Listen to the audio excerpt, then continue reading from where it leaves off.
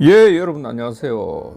나무에 담긴 인간들의 진실을 논리적으로 풀어내는 방송, 구독자님들에게 힘이 되는 방송, 손잡아 TV입니다. 우리는 아는 것이 힘이라고 하지 않습니까? 모르면 사악한 인간들의 속임수에 당하니까 그런 거죠. 반면에 나무는 철없이 날뛰는 인간들의 마음을 진정시키고 인간들 간에 벌어지는 갈등도 완화시켜 편안하게 하는 기능을 우리에게 하고 있습니다. 이번에 방송할 키워드는 최고의 단풍, 최고의 은행, 최고의 황금 물결입니다. 가을을 화려하게 물들이고 인간들에게 최고의 아름다움을 전하는 경이로운 나무와 그 사연을 소개합니다. 이 나무는 1000번 가까이 단풍을 만들어내고 인간들에게 아름다움을 선사하고 있습니다. 상상 이상의 황금 물결을 자아낸 인류 최고 수준의 은행나무입니다. 이 은행나무는 하늘과 땅, 온 천지를 황금보다 더 황금 같은 색으로 사람들의 마음을 빨아들여 정신없게 만들어버리고 먼 산과 넓은 들녘의 자연의 시선도 집중하게 하고 있습니다. 잠깐 3초만요. 3세컨.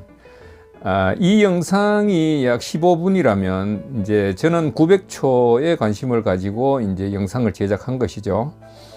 구독과 좋아요 꾹 누르는 것은 3초의 관심이면 됩니다. 우리 구독자님 3초의 관심 부탁드립니다. 그리고 늘 힘이 되는 관심에 감사한 마음을 가지고 있습니다. 방게리 은행나무는 키가 33m 정도로 아파트 13층 높이 정도 되고 가슴 둘레는 17m 정도로 키 1m 80 되는 성인 9명 아름의 굵기보다 더 큰 나무로 국내는 물론 지구촌에서도 보기 드문 최고그람하고 가장 아름다운 나무라고 할 만큼 엄청난 규모의 나무입니다. 이 나무를 보기 위해 전국에서 사람들이 모여들고 있는데 이 나무를 보는 순간 모든 사람들은 이 나무의 웅장함과 아름다움에 압도되어 버리고 맙니다. 또 이 나무가 연출한 황금색 단풍의 매력에 휩싸여서 모든 사람이 감동 이상의 감동에 빨려 들어가게 하는 신비한 나무이기도 합니다. 이 나무는 규모가 워낙 엄청나서 한 그루인지 아니면 여러 그루가 숲을 이루고 있는 것인지 착각할 정도로 큰 규모를 자랑하고 있습니다. 그리고 일반적으로 은행나무 잎은 단풍이 노란색으로 물드는데 이 은행나무 잎 단풍은 황금색보다 더 선명한 노란색을 띄우면서도 수억 개의 단풍잎은 한치의 오차도 없이 어떻게 일시에 황금색으로 변장해 버리는지 최고의 은행나무가 아닐 수 없는 것입니다. 손잡아 TV가 촬영한 날짜는 2023년 11월 3일 정오인데요. 이때 은행나무의 단풍이 절반은 떨어졌어요. 절반은 땅에 떨어졌고 그리고 나머지 반은 나무에서 천고의 창공을 황금색으로 수놓아 하늘과 땅, 온 천지를 황금색으로 바꾸어 버렸습니다. 그리고 이제 제가 작년 2022년 11월 4일 작년에도 이제 촬영을 갔었거든요. 그때는 시간이 늦어가지고 이제 저녁 5시 30분에 이 방게리 은행나무가 있는 곳에 도착을 했습니다. 그러니까 이 5시 30분이면 일몰 시간입니다. 일몰, 해가 넘어가는 시간인데 그래서 이 시간에 걸려 가지고 이제 사진 촬영은 되는데 동영상 촬영이 한 5분여 정도밖에 안 되더군요. 어둡게 나와 가지고 그러나 작년 이때 단풍은 피크를 이루어 가지고 11월 4일 날 피크를 이루어서 나무와 가을 하늘 창공에서 엄청난 광경을 자아내는 모습을 그때 볼 수 있었습니다. 그런데 2023 올해는 작년보다 하루 빨리 갔었는데 단풍의 황금 물결과 낙엽의 황금 물결이 또 새로운 동시에 이루어지는 또 다른 모습을 연출하고 있는 것을 이번에 촬영을 했습니다. 그러니까 2023년 올해 이 은행 단풍의 절정은 아마도 11월 1일과 2일 정도 되었던 것 같습니다. 이렇게 보면은 이 나무도 단풍을 이루는 최고 피크의 시간을 길게 주지 않는 것 같아요. 불과 2일 정도니까 말이죠. 기회를 잡기 위해서 노력하는 사람에게 최고의 아름다움을 선물하려는 것 같습니다. 이렇듯 꽃이 필 때나 단풍이 들 때 열매를 맺을 때나 바닷길이 열릴 때 등 그 타이밍을 맞추지 못하면 그 기회를 놓쳐버리는 것이죠. 그래서 최고의 멋진 장면의 순간을 담아내는 것이 결코 쉬운 일이 아니라는 것을 손잡아TV도 여러 번 경험을 했습니다. 지금 영상에서 보는 바와 같이 바람이 살랑살랑 불어오고 있으니 마치 하늘에서 황금 코인이 우박처럼 쏟아지는 듯한 모습을 연출하고 있습니다. 가을 하늘이 은행잎으로 축제의 분위기를 연출해내고 있는 듯 매우 귀한 장면, 행운의 시간을 이번에 볼 수 있었던 것입니다. 이 은행나무의 유래를 보면은 지팡이를 든 어떤 대사가 이곳을 지나가다가, 그러니까 여기에 이제 은행나무가 있는 주변에 이 우물이 있었던 모양이죠. 그래서 목이 말라가지고 우물에서 물을 마신 후에 가지고 있던 지팡이를 이곳에 이제 꽂아둔 것이 지금 현재 이 보이는 것과 같이 엄청난 나무로 자랐다고 전해지고 있습니다. 또 하나의 유래는 마을 주민들의 안녕과 후손들의 번창을 기원하는 뜻으로 은행나무의 꽃말이 장수를 이제 의미하지 않습니까? 그래서 이제 장수목인데, 그래서 은행나무를 이제 이 마을의 그 안녕과 번영을 위해서 심었다고 전해지고 있는 것입니다. 그리고 마을 주민들은 이 나무가 건강하게 생육할 수 있는 환경을 또 만들어줘야 되겠죠. 심어 놓기만 해서는 되는 거 아니잖아요. 그래서 이제 환경을 만들어주기 위한 간절함의 일환이라고 할 수 있을까요? 이 나무에 신령스러운 커다란 흰 뱀이 살고 있다고 믿고 아무도 이 나무에 손을 대지 못하게 했다고 하는 것이죠. 그렇게 해서 지금까지 이렇게 잘 관리하고 나무가 엄청난 나무로 이렇게 클 수 있었던 것입니다. 1000년 전 이 나무에 대한 마을 주민들의 간절한 마음이 오늘에까지 이어져 인류 최고 수준의 은행나무로 성장해 가지고 그 위용을 뽐내고 있는 것입니다. 이 나무를 1000년 전에 지나가던 대사가 심었던, 마을 주민들이 심었던, 누군가가 나무를 심었기 때문에 이 멋지고 황홀한 광경을 우리가 맛보고 즐거움을 볼 수 있는 것 아닙니까? 누군가가 심었다 이거 1000년 전에. 이 엄청난 아름답고 웅장한 장면을 지금 우리가 볼 수 있는 것은 누군가가 다음 세대를 아름답게 만들고자 하는 의미 있는 행위를, 그런 원인을 제공했기 때문에 가능한 일이라는 것을 생각하게 되는 것입니다. 제가 올린 유튜브 중에 원조 사과나무에 대한 유튜브가 있습니다. 원조 사과나무. 이제 1900년대 말 미국 선교사들이 대한민국, 우리나라 이제 대구에 사과나무를 심었기 때문에 대구가 사과의 도시가 되었고, 나아가서 대한민국 대표 과일로 이제 발전하게 된 것입니다. 그러니까 조선 말기에 우리나라가 거러지였어요.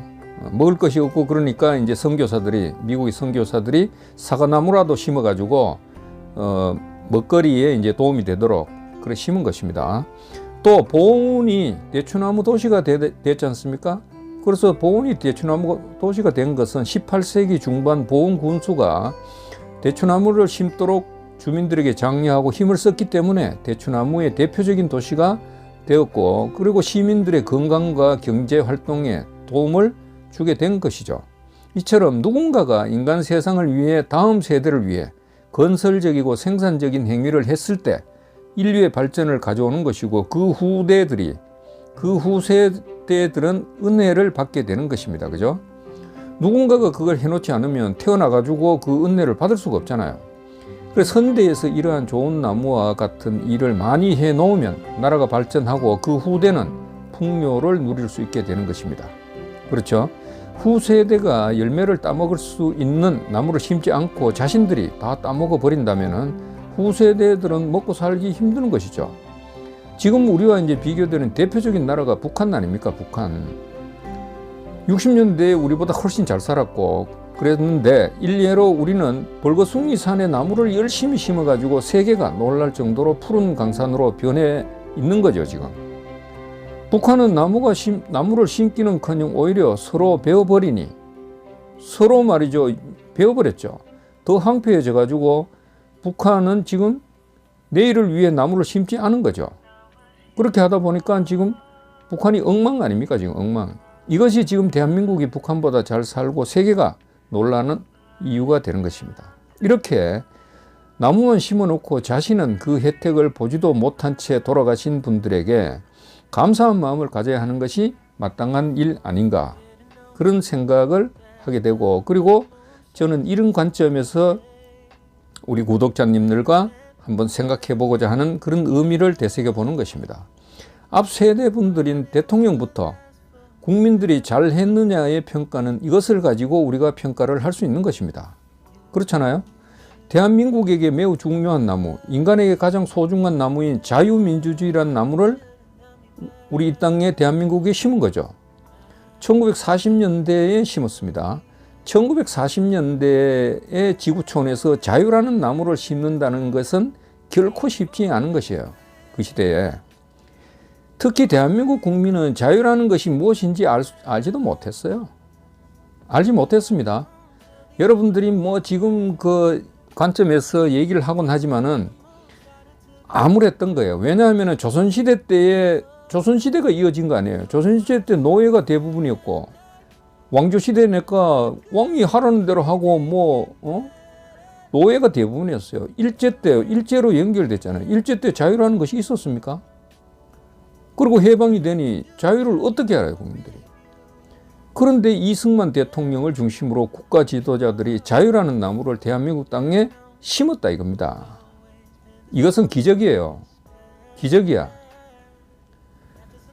그래서 우리는 이 소중한 자유라는 나무를 우리는 잘 알아야 돼요. 아무렇게 되는 게 아닙니다. 북한은 공산 독재라는 나무를 심었죠. 이 땅에 독재라는 나무를 만약에 심었다면 당신은 아무리 사과나무와 대추나무가 있어도 자유롭게 재배하고 마음껏 먹을 수 있을까요?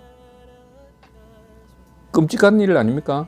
인간에게 자유가 아무리 주어진다 해도 먹을 양식이 부족하다면 인간답게 살 수 없잖아요. 자유가 아무리 있어도 먹을 양식이 없으면, 지금 말하자면 거러지가 자유스럽게 돌아다니지만 먹을 양식이 없으니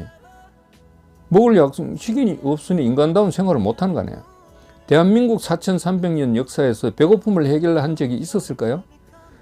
내가 이런 얘기를 계속하고 있는데 이거는 너무나 소중한 일이에요. 그런데 우리 국민들이 이 소중함을 모르고 있는 거야. 이 지구 땅의 최고봉인 히말라야 에베레스트 산이 몇 메다입니까? 지구촌에서 지구에서 가장 높은 산이 8,848m 에베레스트 산이죠.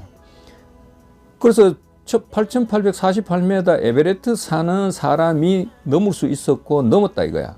그런데 대한민국 보릿고개는 넘을 수가 없었어요. 에베레스트 8,848m보다 대한민국 보릿고개가 더 험악하고 엄청나게 힘드는 그런 고개였다 이거야.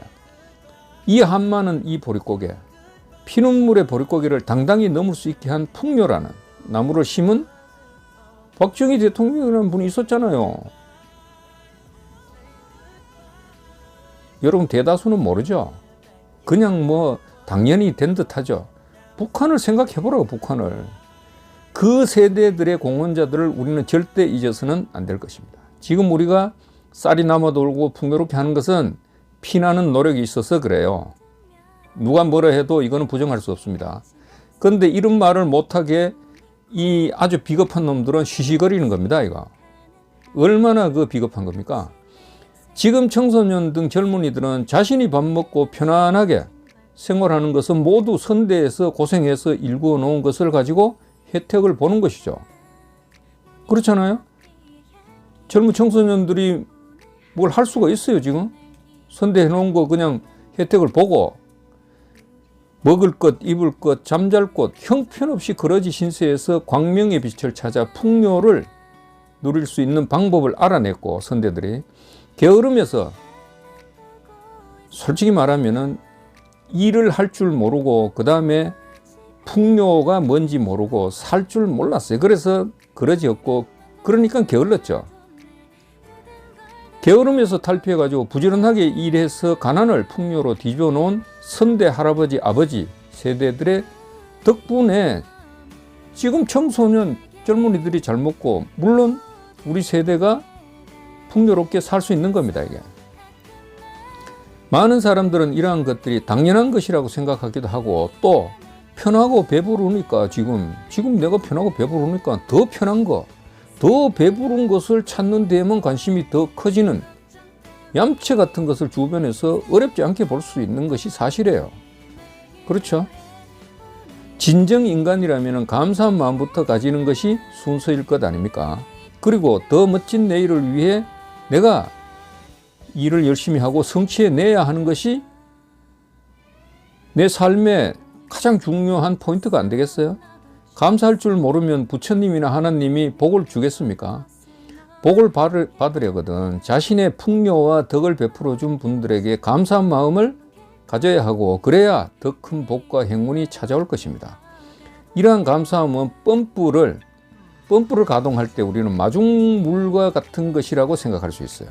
이 감사함이 마중물이 있어야 펌프가 더 많은 물을 뽑아 올릴 수 있는 것과 같이 펌프를 작동하기 위해서는 미리 그 펌프에 물을 채워야 됩니다. 그죠?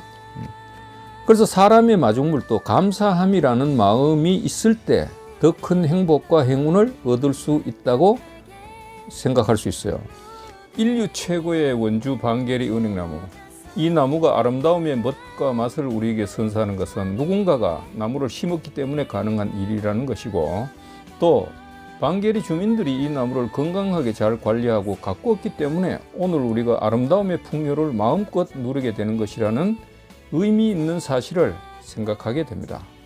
스피노자는 내일 인류의 종말이 올지라도 오늘 한 그루의 사과나무를 심겠다고 했죠. 인간 세상에 태어나 내일 후세를 위해 건설적이고 생산적인 족적을 남기는 것이 그래도 보람있게 살았다고 할 수 있는 것 아닙니까? 선대가 심은 자유, 풍요, 사과, 대추, 은행 등 나무에 열린 알맹이를 따먹기만 한다면 너무 황망하고 너무 얌체 같은 삶이 아닐까요? 그렇지 않습니까? 보람된 삶을 위해 자신만의 나무를 내 나라에 심어 봐야 되겠죠. 오늘부터라도 심어 나가도록 합시다.